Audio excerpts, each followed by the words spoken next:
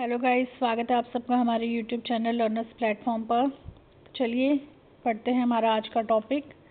तो बच्चों, आज हम पढ़ने जा रहे हैं सूरदास जी के पद। ये हमारा क्लास 10th का चैप्टर है जो हमारी क्षितिज बुक में से लिया गया है। उसका फर्स्ट चैप्टर है ये सूरदास के पद। ठीक है, चलिए ये सूरदास जी का जीवन परिचय हम अलग वीडियो में कवर करेंगे। तो आज हम सूरदास जी के पद पढ़ते हैं। चलिए बच्चों, ये जो पद हैं सूरदास जी के, ये कहाँ से लिए गए हैं? इस चैप्टर में टोटल 4 पद दिए गए हैं। ये हमारे सूरदास जी का जो भ्रमर गीत है, यानी कि सूर सागर का जो भ्रमर गीत है, वहाँ से लिए गए हैं। जो सूरदास जी के कुछ ग्रंथ हैं, जैसे सूर सागर, यहाँ पर देखिए सूरदास जी के कुछ ये ग्रंथ हैं 3: सूर सागर, साहित्य लहरी और सूर सारावली। ठीक है, ये तीनों इनके मुख्य ग्रंथ हैं जो बहुत फेमस हुए हैं, और जिसमें से जो सूर सागर है वो ज़्यादा फेमस हुआ है। ओके, तो यहाँ पर लिखा भी सूर सागर सर्वाधिक लोकप्रिय रहा है। तो ये सूर सागर नामक जो ग्रंथ है सूरदास जी का, इसी में से ये 4 पद लिए गए हैं। मतलब सूर सागर एक पूरा ग्रंथ है, उसके अंदर भ्रमर गीत दिया गया है। उस भ्रमर गीत में से 4 पद ये लिए गए हैं। ठीक है, किसमें से? भ्रमर गीत में से लिए गए हैं ये 4 पद आपके। चलिए आगे बढ़ते हैं। इनका ये जीवन परिचय हम अलग वीडियो में कवर करेंगे। आज हम इनके पद पढ़ते हैं। चलिए मैं आपको इसके बारे में थोड़ा इंट्रोडक्शन दे देती हूँ। यहाँ पर ये जो पद दिए गए हैं, इनमें क्या बताया गया? इसमें गोपियों और उद्धव के बीच में जो वार्तालाप होता है, जो बातचीत होती है, उसके बारे में बताया गया इन पदों के माध्यम से। जब श्री कृष्ण मथुरा छोड़कर चले गए थी, तो तब गोपियाँ वहीं रह जाती हैं, मथुरा में ही। वो गोपियों को छोड़कर मथुरा से चले जाते हैं श्री कृष्ण। तो श्री कृष्ण उद्धव के हाथों गोपियों के लिए संदेश पहुंचाते हैं। तो जो उद्धव होता है वो गोपियों के लिए संदेश लेकर आता है। तो इसलिए फिर गोपियों और उद्धव के बीच में क्या बातचीत होती है, क्या वार्तालाप होता है, उसके बारे में ही इन सब में बताया गया है। तो आज हम यही पढ़ेंगे। चलिए, उधो तुम हो अति बड़भागी, अपरस रहत स्नेह तगा तई, नाहिन मन अनुरागी, पुर इनी पात रहत जल भीतर, तारस दे न दागी। जयों जल महा तेल की गागरी, बूंद न ताको लागी। प्रीति नदी में पाऊँ न बोर्यो, दृष्टि न रूप परागी। सूरदास अबला हम भोरी, गुर चाटी जयों पागी। चलिए इनके पहले साथ साथ शब्द समझते हैं, उसके साथ साथ हम इसके एक्सप्लेनेशन करेंगे।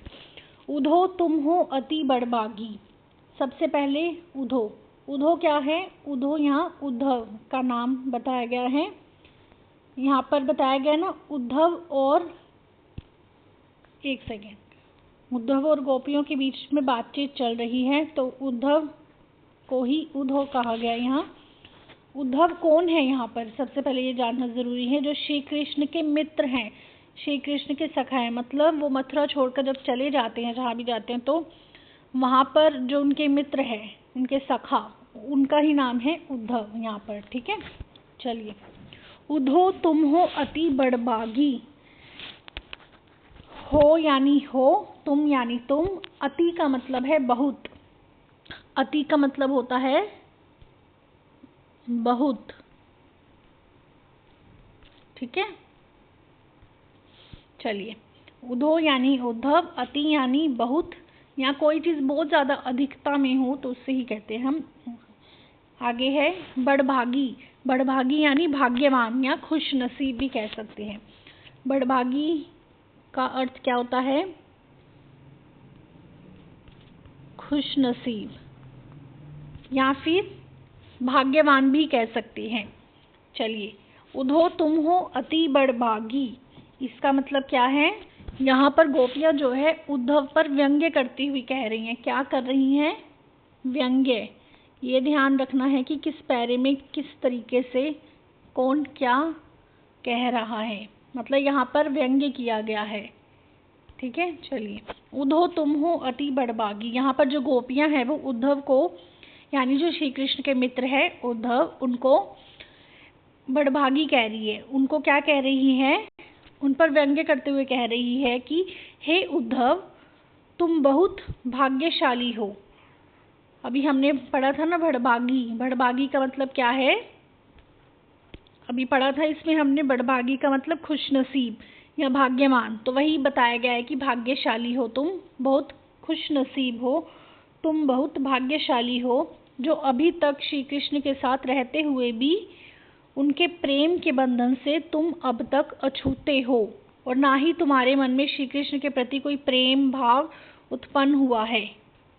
मतलब वो कह रहे हैं, उद्धव पर एक तरह से व्यंग्य करती हुई कह रही हैं कि तुम तो बहुत ही इतने भाग्यशाली हो तुम।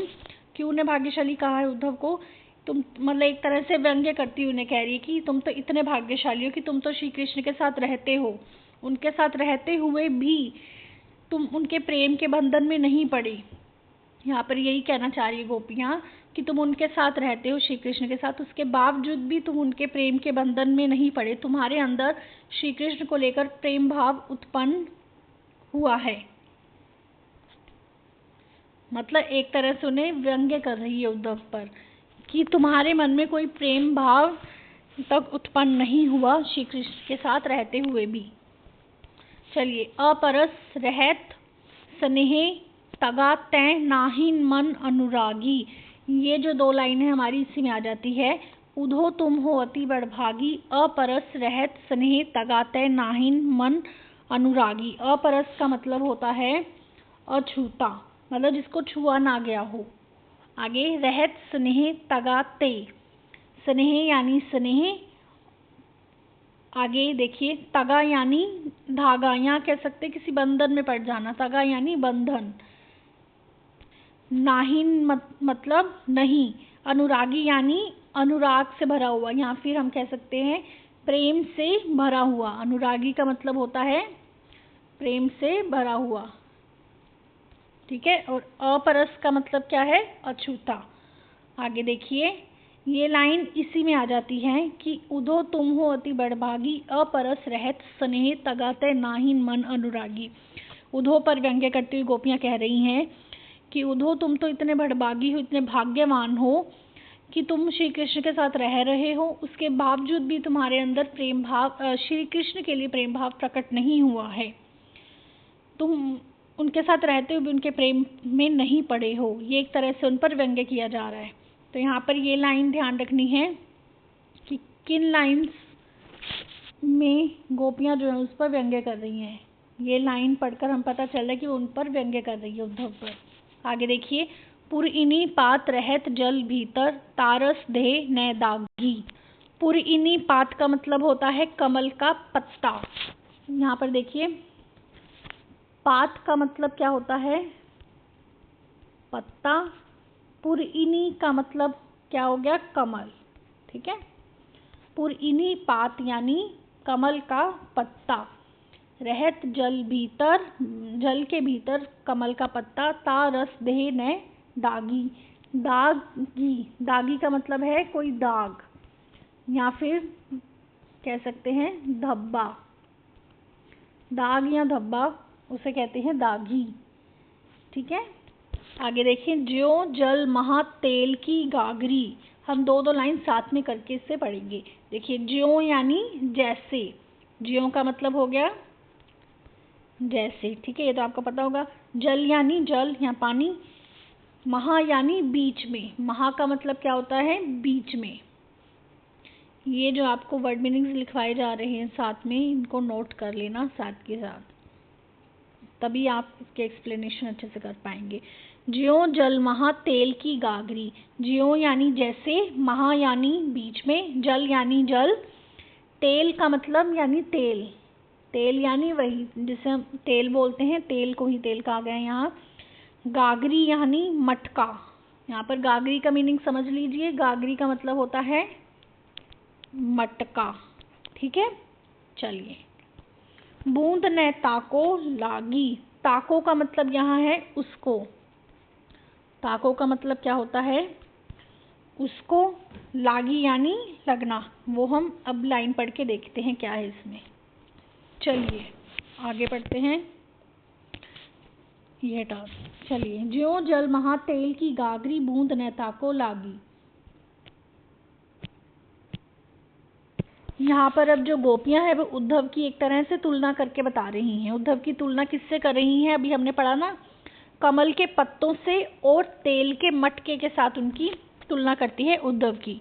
कैसे? ये देखो, पुर इन पात यानी कमल के पत्ते, यहाँ पर तेल की गागरी यानी तेल का मटका। तो ये पुर इन पात और तेल की गागरी से उद्धव की तुलना कर रहे हैं। कौन? ये गोपियां कर रही हैं। और तुलना करते हुए क्या कह रही हैं समझो। यहाँ पर पुरीन पात रहत जल भीतर तारस देह न दागी, ज्यों जल महातेल की गागरी बूंद न ताको लागी। देखिए यहाँ पर अब गोपियां जो है उद्धव की तुलना कमल के पत्तों से कर रही है और साथ में तेल की गागरी यानी तेल के मटके के साथ कर रही है। और तुलना करते हुए क्या कहती हैं? देखिए, तुलना करते हुए कह रही हैं कि जिस प्रकार कमल के पत्ते हमेशा जल के अंदर ही रहते हैं, जिस प्रकार कमल के पत्ते हमेशा जल भीतर यानी जल के अंदर ही रहते हैं, लेकिन उन पर जल के कारण कोई दाग दिखाई नहीं देता। तारस देह न दागी यानी उन पर कोई दाग दिखाई नहीं देता। मतलब कमल के पत्ते जल के अंदर रहते हैं परंतु उन कमल के पत्तों पर जल का कोई प्रभाव नहीं पड़ता, उन पर जल का कोई दाग नहीं रहता। जैसे आगे देखें, जो जल महा तेल की गागरी, आगे कह रही हैं जिस प्रकार तेल का मटका यानी तेल से भरी हुई जो मटकी होती है वो पानी के बीच में रहने पर भी उसमें रखा हुआ जो तेल है वो पानी के प्रभाव से उसे कोई फर्क नहीं पड़ता। देखें यहाँ, ज्यों जल महा तेल की गागरी बूंद न ताको लागी। जैसे जल में अगर हम तेल का मटका रख दें या तेल की मटकी रख दें पर उस तेल पर जल का कोई प्रभाव नहीं पड़ता, उसी तरह श्री कृष्ण के साथ रहने पर भी तुम्हारे ऊपर उनके प्रेम का कोई प्रभाव नहीं पड़ा। ये एक तरह से उन पर व्यंग्य करते हुए कह रही हैं गोपियां कि जैसे पुरीन पात यानी कि कमल के पत्ते, अगर हम कमल के पत्तों को जल के अंदर रख दें परंतु उन पर पानी का कोई दाग नहीं पड़ता, जल का कोई दाग नहीं पड़ता।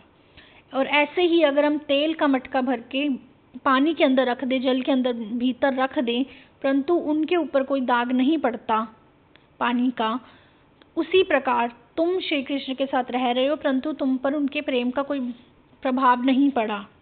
ये एक तरह से उन पर व्यंग्य कर रही हैं।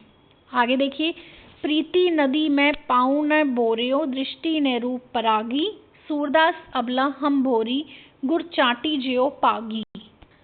प्रीति नदी का मतलब है यहाँ पर प्रेम की नदी। ठीक है, प्रीति नदी यानी प्रेम की नदी। प्रीति का मतलब प्रेम, नदी यानी नदी, प्रेम की नदी। मैं पाऊँ न बोरियो, मैं पाऊँ न बोरियो। पाऊँ यानी पैर, यहाँ पर पाऊँ का मतलब है पैर और बोरियो का मतलब है डुबोया। बोरियो यानी डुबोया, मतलब डुबो देना किसी को, उसको कहते हैं बोरिया। यानी किसी चीज़ को अगर हमने डुबोया है तो वो दैट्स कॉल्ड बोरियो। दृष्टि ने रूप परागी, दृष्टि यानी नज़र, ने रूप परागी। परागी का मतलब होता है मुग्ध हो जाना, मुग्ध होना, मतलब किसी चीज़ में मतलब ऐसे मुग्ध हो जाना, उसमें खो जाना। इसका एक्चुअल मीनिंग होता है मुग्ध होना। ठीक है, चलिए आगे देखते हैं। आगे क्या है? अबला यानी बेचारी नारी। अबला का मतलब है बेचारी नारी हो, जैसे हम कहते हैं ना अबला नारी, यानी वो वर्ड उस हिसाब से यहाँ पर बताया गया कि बेचारी नारी, क्योंकि यहाँ गोपियों को लेकर बात की गई है तो यहाँ अबला गोपियों को कहा गया है। ठीक है, अबला हम भोरी है, मतलब गोपियाँ कह रही कि हम अबला हैं, हम भोरी हैं, हम अबला हैं, बेचारी हैं, असहाय हैं, मतलब कमज़ोर हैं। और भोली, भोरी का मतलब क्या होता है? भोली। गुर चाटी ज्यो पागी, गुर चाटी ज्यो पागी का मतलब होता है, गुर का मतलब क्या होता है? पहले गुर का मतलब समझो। गुर यानी गुड़, चाटी यानी चींटी, ज्यो मतलब जैसे, पागी मतलब पागी का मतलब हो जाता है यहाँ पर एक तरह से लिपटना। पागी का मतलब है लिपटना, यानी कि गुड़ चाटी जियो पागी, मतलब जैसे चींटियां गुड़ को जुड़ जाती हैं, उन पर लिपट जाती है ना गुड़ को देखकर, तो उस तरीके से यहाँ पर यूज़ किया गया है। चलिए अब यहाँ पर भी एक तरह से व्यंग्य किया गया है कि यहाँ पर जो गोपियाँ होती हैं वो क्या करती हैं, खुद को तो उद्धव को तो भाग्यशाली समझती हैं, परंतु खुद को कैसा समझती है, अबला नारी समझती है खुद को। क्यों? क्योंकि उद्धव तो श्री कृष्ण के साथ रह रहे हैं, तो इसलिए उद्धव को तो एक तरह से भाग्यवान समझती है और खुद को अबला नारी समझती हैं।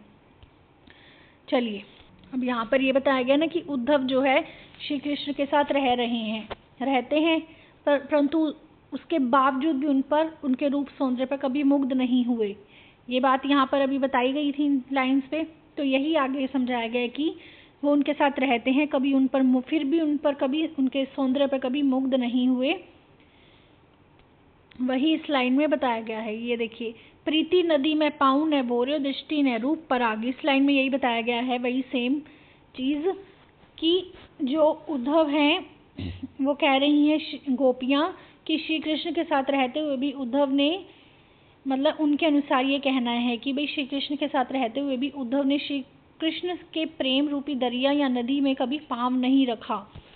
पाँव यानी पाँव, बोर्यो यानी अभी बोर्यो का मतलब अभी समझाया था आपको, बोर्यो मतलब डुबोना या किसी चीज़ को डुबोना, तो पाँव को कभी, मतलब यही कह रही है कि तुम उनके साथ रह रहे हो, उसके बावजूद भी तुमने कभी उनके दरिए में, कभी उनके प्रेम रूपी नदी में कभी भी पाँव नहीं डुबोया, कभी भी उनके दरिया में तुम गए नहीं।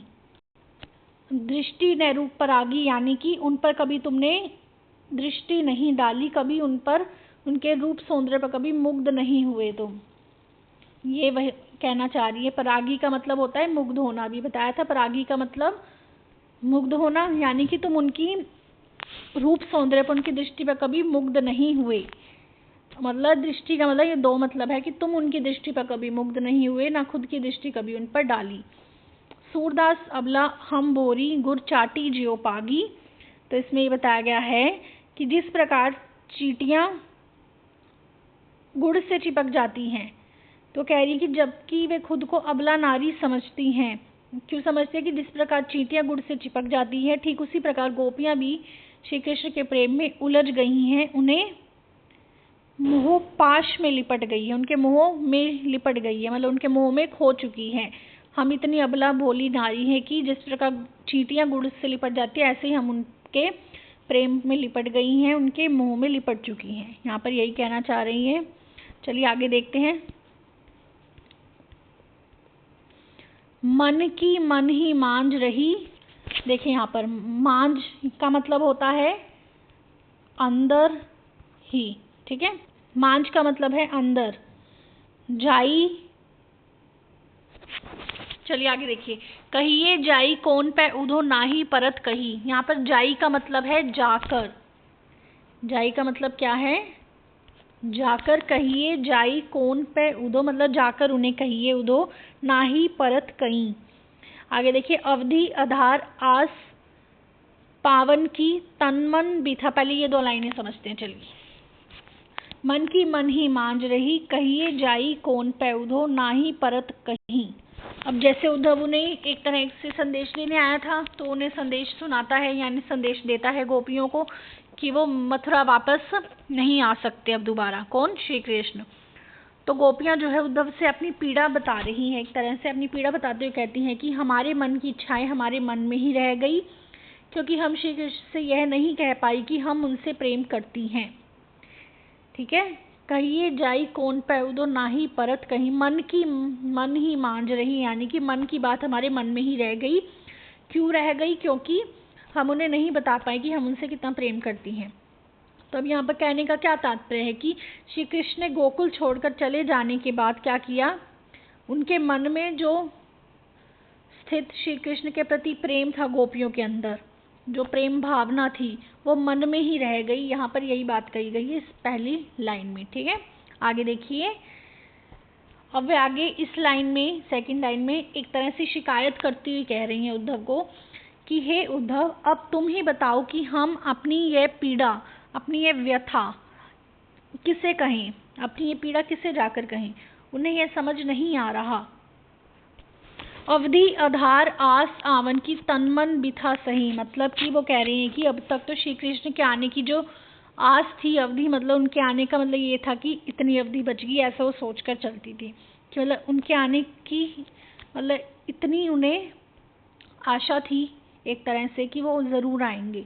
तो उनके आने की जो आशा थी, उनके आने का जो आधार थी, आधार यानी एक तरह से आशा, उनके आने की जो उन्हें आशा थी वह हमारे जीवन का आधार थी। यानी वो कहना चाह रही कि वे अब तक इसी कारण जी रही थी कि श्री कृष्ण जल्द ही वापस आ जाएंगे, और सिर्फ इसी आशा से अपने तन मन को, अपने तन मन की जो पीड़ा है उसको सह रही थी। उनके मन, शरीर को जो पीड़ा हो रही थी, उनके मन को जो पीड़ा हो रही थी, उसको सह रही थी कि जब श्री कृष्ण वापस लौटेंगे तो वे अपने प्रेम को कृष्ण के समक्ष रखेंगी, वह उनके सामने रखेंगी। इस लाइन में यही बताया गया है। आगे देखिए, अब इन जोग संदेशनी सुनी सुनी बिरहिनी बिरह दही। अब इन जोग संदेशनी का मतलब है कि संदेश जो उन्हें मिला है उसके बारे में बताया गया। देखिए कि अब जब उन्हें श्री कृष्ण का योग संदेश मिल गया, उनका एक जोग संदेशनी का मतलब होता है कि योग, जोग का अर्थ ऐसे होता है योग। उन्हें जो योग संदेश मिला है उद्धव के द्वारा, श्री कृष्ण ने जो भेजा है, तो उस योग संदेश को सुनकर गोपियां जो है एक तरह से टूट सी गई हैं, जिस कारण उनकी जो विरह की व्यथा है, बिरहनी विरह दही, मतलब उनकी जो विरह है, की विरह भावना, उनकी विरह की जो व्यथा है वो और भी ज़्यादा बढ़ गई है। पहले ही वो विरह में जी रही थी और वो विरह अब उनका और बढ़ गया है। अब तो उनके विरह सहने का सहारा भी उनसे छिन गया। मतलब उनको एक ये सहारा था कि श्री कृष्ण ज़रूर आएंगे, परंतु वो सहारा भी उनसे अब छिन गया। तो कहने का यहाँ पर यही भाव है कि श्री कृष्ण वापस लौट कर आने वाले नहीं हैं। इसी कारण अब उनकी जो प्रेम भावना है, उनके मन का जो प्रेम है, वो कभी संतुष्ट होने वाली नहीं है।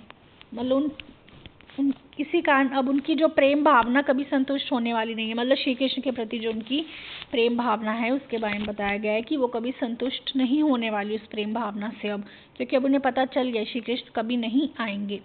चाहती हूती गुहारी जिथी तय उत तय धार बही। अब यहाँ बताया गया है कि जो गोपियाँ हैं वो जहाँ से भी, मतलब कहीं से भी श्री कृष्ण के विरह की जो उनके अंदर ज्वाला, एक आग जो उमड़ रही है, ज्वाला जो उमड़ रही है, उससे अपनी रक्षा करने के लिए सहारा चाह रही थी वो, तो उधर से ही योग की धारा बहती चली आ रही है। मतलब कि योग की धारा का मतलब उन्हें एक योग संदेश मिल गया ना, यहाँ पर इसी योग की बात की है इन्होंने कि वो तो अंदर से ये चाह रही थी कि श्री कृष्ण आएंगे और उन्हें संभालेंगे, परंतु यहाँ तो योग की धारा बहकर आ गई उनके पास।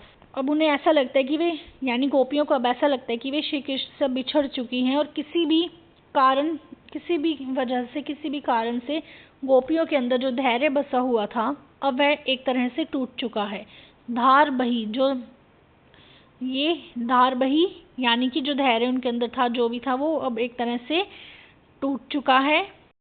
अभी इसी विरह में डूबी हुई, इसी वियोग में डूबी हुई जो गोपियां हैं वो अब श्री कृष्ण से क्या कह रही हैं कि श्री कृष्ण ने सारी लोक मर्यादा का उल्लंघन कर दिया। क्या कर दिया? सारी लोक मर्यादा का उल्लंघन कर दिया, और उन्होंने हमें धोखा दिया है, जो भला हम धैर्य धारण कैसे कर सकती हैं। वो एक तरह से व्यंग्य करे कि भला हम धैर्य कैसे धारण करें।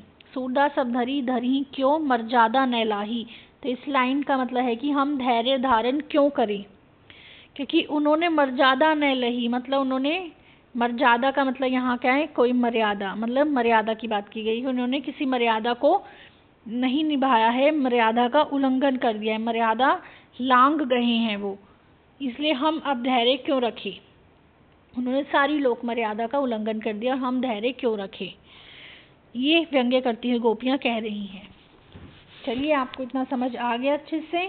आज हमने इसके 2 पार्ट्स कंप्लीट कर लिए, बाकी के जो 2 पद हैं वो हम कल कंप्लीट करेंगे। बाकी का रिमेनिंग पार्ट हम कल की वीडियो में कंप्लीट करेंगे। आज के लिए इतना ही। आई होप आपको ये दोनों पद अच्छे से समझ आ गए हों। अगर आपको कोई थोड़ी प्रॉब्लम हो तो आप नीचे कमेंट बॉक्स पर कमेंट करके बता सकते हैं।